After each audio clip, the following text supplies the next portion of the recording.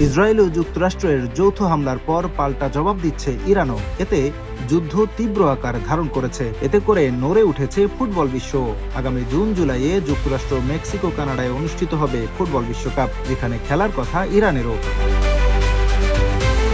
অন্যদিকে চলতি মাসে কাতারে ফিনালিসিমায় মুখোমুখি হওয়ার কথা ইউরোপ ও লাতিন আমেরিকার চ্যাম্পিয়ন স্পেন আর্জেন্টিনার। তবে যুদ্ধের কারণে এমন বৈরী পরিস্থিতিতে বিশ্বকাপে ইরানের খেলা ও সময়সূচি অনুযায়ী ফিনালিসিমা হওয়া নিয়ে অনিশ্চয়তা দেখা দিয়েছে। এদিকে পরিস্থিতি পর্যবেক্ষণ করা হচ্ছে বলে জানিয়েছে বিশ্ব ফুটবলের নিয়ন্ত্রক সংস্থা ফিফা।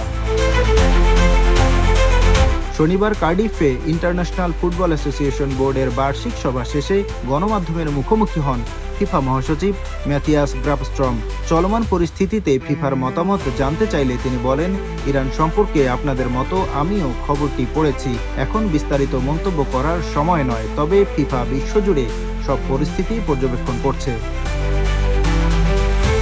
তবে নির্ধারিত সময়ে সবকটি দল নিয়ে বিশ্বকাপ মাঠে গড়াবে বলে আশাবাদী ফিফা মহাসচিব। তিনি বলেন, ওয়াশিংটনে হওয়া ড্র অনুষ্ঠানে সব দলই অংশ নিয়েছিল। আমাদের মূল লক্ষ্য নিরাপদ একটি বিশ্বকাপ আয়োজন, যেখানে সব দল অংশ নেবে। আমরা আগের মতোই 3 আয়োজক দেশের সরকারের সঙ্গে নিয়মিত যোগাযোগ রাখব। সবার নিরাপত্তা নিশ্চিত করা হবে। ইসরায়েল ও যুক্তরাষ্ট্রের যৌথ হামলায় নিহত হয়েছেন ইরানের সর্বোচ্চ নেতা আয়াতুল্লাহ আলী খামেনি। এমন অবস্থায় ইরান পরবর্তীতে কি পদক্ষেপ নেবে, সেটাই এখন দেখার বিষয়। এদিকে ইসরায়েল ও যুক্তরাষ্ট্রের যৌথ হামলার পর পাল্টা জবাব হিসেবে মধ্যপ্রাচ্যে মার্কিন সামরিক ঘাঁটি লক্ষ্য করে মিসাইল ছুড়েছে ইরান। সেই তালিকায় রয়েছে কাতারও। তাই 27 মার্চ আর্জেন্টিনা ও স্পেনের মধ্যকার ফিনালিসিমা মাঠে গড়ানো নিয়ে দেখা দিয়েছে শঙ্কা।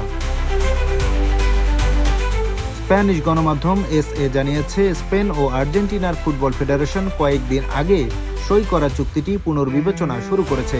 এ ধরনের চুক্তিতে সহায়তাকারী বীমা কোম্পানিগুলোর পরামর্শের অপেক্ষায়ও রয়েছে তারা। এখনও চূড়ান্ত সিদ্ধান্তের সময় হয়নি মনে করলেও বিকল্প পথ খুঁজছে দুই পক্ষ।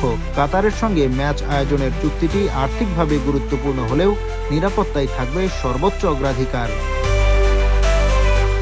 স্পোর্টস ডেস্ক, দৈনিক দৃষ্টি।